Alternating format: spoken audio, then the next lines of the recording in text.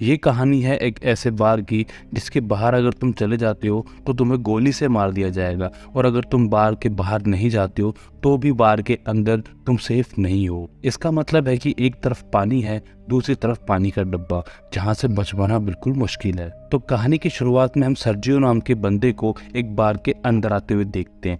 जिस समय सर्जियो बार के अंदर आता है उसी समय एक बंदा बार से बाहर जा रहा होता है, और जैसे ही वो आदमी बार से बाहर निकलता है कोई उसे गोली मार देता है। ये देख करके आसपास के लोग वहां से भाग जाते हैं। सड़कें पूरी सुनसान हो जाती है और किसी को कुछ पता नहीं चल पाता कि गोली किसने मारी है। बार के बाहर का मंजर देखने के बाद में बार के अंदर के लोग काफी ज्यादा डर जाते हैं। तभी सैतुन नाम का एक इंसान कॉल लगाने की कोशिश करता है, लेकिन उसके फोन में नेटवर्क नहीं होता। इसके बाद बार में से एक आदमी बाहर निकल के उस मरे हुए इंसान को देखने के लिए जाता है, तभी उसे भी कोई गोली से मार देता है। ये देखने के बाद में बार के अंदर के जितने भी लोग होते हैं उनकी फटके चौहत्तर हो जाती है। बार के अंदर जो लोग बचे हुए होते हैं वो अपने मोबाइल चेक करते हैं, लेकिन उनके फ़ोन के अंदर टावर नहीं आता। तभी उन्हीं में से अलीना नाम की एक लड़की है जो उनको आइडिया देती है कि क्यों ना हमें टीवी चैनल के ऊपर चेक करना चाहिए जो इस न्यूज़ को कवर कर रहे होंगे। लेकिन इनको ये जान के हैरानी हो जाती है कि टीवी के किसी भी चैनल पे इनके बारे में न्यूज़ नहीं आ रही है, और जब ये बार के बाहर देखते हैं तो वो जो दोनों लाशें हैं वो गायब हो जाती है, और लाशों के साथ में उनका जो खून होता है वो भी वहाँ से गायब हो चुका है। के बाद में परेशान होकर के सैतुर कहता है कि शायद कोई नहीं चाहता कि हम इस बार के बाहर निकले। उसकी बात को बीच में काटते हुए सर्गियो कहता है कि शायद हो सकता है कि हम में से कोई आतंकवादी हो जो अपने साथ में अपने बैग के अंदर कोई विस्फोटक हथियार या फिर किसी तरीके का एटम बम लेके घूम रहा हो। ये बात सुनने के बाद में बार में बैठा हुआ नाचो नाम का इंसान अपने पाँव से अपने बैग को छिपा देता है, लेकिन जब वो अपने बैग को छिपाता है तभी सर्गियो की नज़र उस पर पड़ जाती है और उसको वो ये सब करते हुए देख लेता है। अब सर्गियो नाचो की बैग छिपाने वाली बात को सभी को बता देता है। इसके बाद में ये किसी तरीके से नाचो का बैग उससे छीन लेते हैं और उसके बैग की तलाशी लेते हैं। तलाशी लेने के बाद में नाचो के बैग से सिर्फ कपड़े और एक हार्ड डिस्क निकलती है। यहाँ पे नाचो उन सबको बताता है कि मैं एक एड कंपनी में काम करता हूँ और इस हार्ड डिस्क में मेरे काम का डेटा है, लेकिन उसकी किसी भी बात पे किसी को विश्वास नहीं होता। इसके बाद एलिना अपने जूते से नाचो की हार्ड डिस्क को तोड़ देती है, लेकिन उसके अंदर से भी उन्हें कुछ नहीं मिलता। ये देख करके नाचो को काफ़ी ज़्यादा गुस्सा आता है।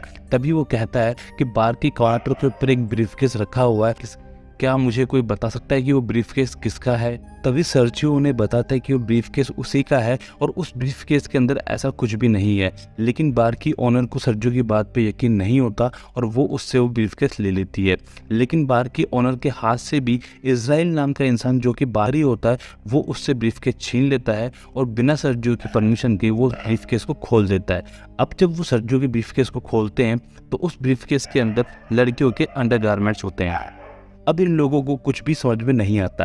तभी इन्हें बाथरूम में किसी गिरने की आवाज़ आती है, तो ये जाकर के बाथरूम चेक करते हैं तो इन्हें पता चलता है कि बाथरूम अंदर से लॉक है। तभी ये किसी तरीके से बाथरूम का दरवाज़ा तोड़ते हैं और ये बाथरूम के अंदर देखते हैं जहाँ पे एक मोटा इंसान पड़ा हुआ है। दरअसल कहानी की शुरुआत पे ये आदमी खांसते हुए इस बार में आया था और सीधा वॉशरूम में चला गया था। तब से लेकर अभी तक ये वॉशरूम के अंदर ही पड़ा हुआ है। उसके बाद ये देखते हैं कि उस मोटे इंसान के पास में एक खाली इंजेक्शन पड़ा हुआ है। तभी इन्हें बाहर से कुछ गाड़ियों के आने की आवाज़ आती है और ये खुश होकर बाहर जाके देखते हैं तो इन्हें लगता है कि आर्मी वाले इन्हें बचाने के लिए आए हैं।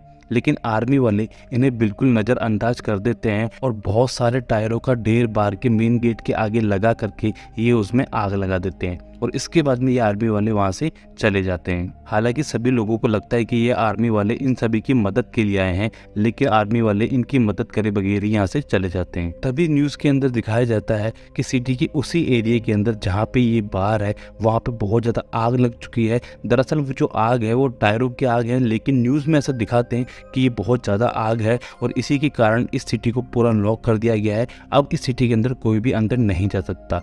ये न्यूज़ देखने के बाद में बार के अंदर के सारे लोग कंफ्यूज हो जाते हैं कि ये न्यूज़ वाले हमें गलत न्यूज़ क्यों दिखा रहे हैं या फिर गवर्नमेंट हमें बचाने क्यों नहीं आ रही है। तभी वो मोटा आदमी जो बाथरूम के अंदर काफ़ी टाइम से पड़ा हुआ था, अब वो बाथरूम से बाहर आ जाता है और बाथरूम से बाहर आने के बाद में उसकी हालत बहुत ज़्यादा ख़राब हो जाती है। हम देखते हैं कि उसकी जो पूरी बॉडी है वो बहुत ज़्यादा फूल चुकी है, उसकी आंखें पूरी बाहर आ चुकी है और तभी वो वहाँ पे गिर जाता है और गिरने से उसकी मौत हो जाती है। लेकिन मरने से पहले वो सभी से कहता है, please do not touch me. उस मोटे आदमी के मर जाने के बाद में ये लोग उसके फ़ोन को चेक करते हैं तो इन्हें पता चलता है कि ये मोटा आदमी हकीकत में एक आर्मी ऑफिसर है। इसके अलावा भी उसके फ़ोन में काफ़ी सारी फ़ोटोज़ होती है जिसके अंदर अलग अलग तरीके के पीपीई किट वाले लोग होते हैं। तभी इन्हें पता चलता है कि उस मोटे इंसान की मौत का कारण असल में कोई वायरस है और इसी वायरस की वजह से गवर्नमेंट ने फेक न्यूज़ चला करके इस शहर को पूरा क्वारंटीन कर दिया है। इसके बाद हम देखते हैं कि नाचो एक टेबल पर चढ़ करके अपने मोबाइल का नेटवर्क चेक करता है,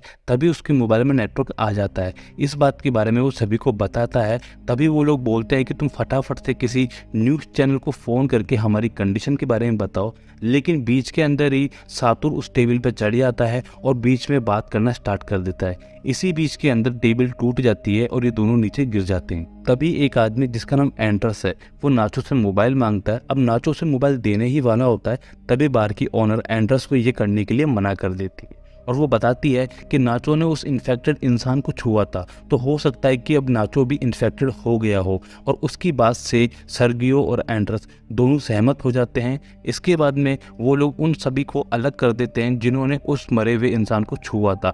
ऐसे में हम देखते हैं कि टोटल 5 आदमी होते हैं जिन्होंने उस मोटे मरे हुए इंसान को छुआ था।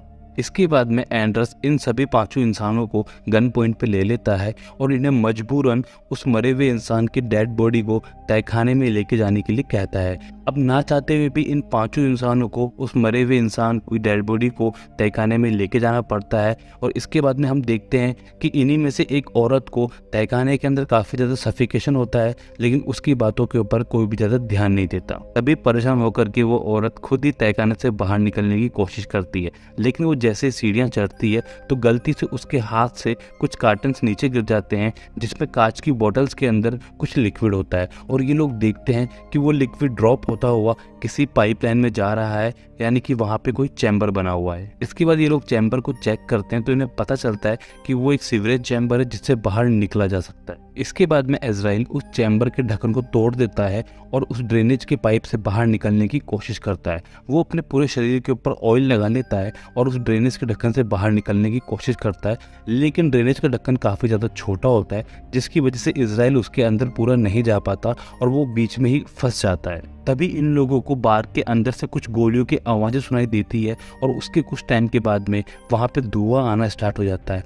तो इन्हें समझते हुए टाइम नहीं लगता कि बार के ऊपर जो 3 आदमी बचे हुए थे उनको किसी ने गोली से मार दिया है और उस पूरे बार को आग लगा दी है। और यहाँ पे हम देखते हैं कि एंड्रस अभी भी उस चैम्बर के अंदर अटका हुआ है। अब ये लोग धीरे धीरे तहखाने से बाहर निकल के बार के अंदर आते हैं और ये लोग देखते हैं कि बार को पूरी तरीके से जला दिया है। तभी हम देखते हैं कि नाचो को एंड्रस की गन मिल जाती है जिसे वो अपने पास छिपा लेता है और ये लोग देखते हैं कि बार के बाहर काफ़ी सारे लोगों ने इनके बार को पूरी तरीके से सील कर दिया है और ये लोग कुछ नहीं कह पाते, कुछ नहीं कर पाते, क्योंकि इनको पता है कि अगर इन्होंने हल्की सी भी आवाज़ करी और बाहर के लोगों को पता चल गया कि बार के अंदर अभी भी 5 लोग बचे हुए तो वो इन्हें भी गोली मार के जान से मार देंगे। तभी इन्हें एक मोबाइल की बजने की आवाज़ आती है और ये लोग चेक करते हैं ये मोबाइल उसी मोटे इंसान का है जो कि इन्फेक्शन के कारण पहले ही मर चुका है। अब एलिना उसके मोबाइल को उठा लेती है और उसके व्हाट्सएप मैसेजेस को चेक करती है। तभी उसे पता चलता है कि किसी ने उस मोटे आदमी से पूछा था कि क्या तुम्हारे ऊपर उस वैक्सीन ने असर दिखाया। तो मोटा इंसान उसे जवाब देता है कि नहीं, अभी भी मेरी तबीयत बिल्कुल ख़राब है और मैं छिप करके किसी बार में बैठा हूँ और तुम मेरे पास मत आना। अब एलिना उस इंसान की पुरानी चैट पढ़ना स्टार्ट करती है। तभी वो एक मैसेज देखती है जिसमें लिखा होता है कि मैंने एक ले ली है और अभी मेरे पास 4 बची हुई है। ये लोग समझ जाते हैं कि ये वैक्सीन की बात कर रहा है, यानी कि अभी भी 4 वैक्सीन यहाँ पे है। इसको देख करके ये काफ़ी खुश हो जाते हैं और इन्हें लगता है कि वैक्सीन को लेने के बाद में ये सारे इन्फेक्शन से बच जाएंगे। तभी उस मोटे इंसान का मोबाइल बजता है। अब ये उसके मोबाइल को उठाते उससे पहले ही बैटरी लो होने के कारण उसका मोबाइल स्विच ऑफ हो जाता है। अब ये किसी तरीके से उसके मोबाइल को चालू करने की कोशिश करते हैं, लेकिन उसका मोबाइल चालू नहीं हो पाता। अभी एलिना उन सबसे कहती है कि उस मोटे इंसान ने अपनी व्हाट्सएप चैट में बताया था कि उसके पास अभी भी 4 वैक्सीन बची हुई है, तो क्यों ना हम जाकर के उन 4 वैक्सीन को ढूंढें।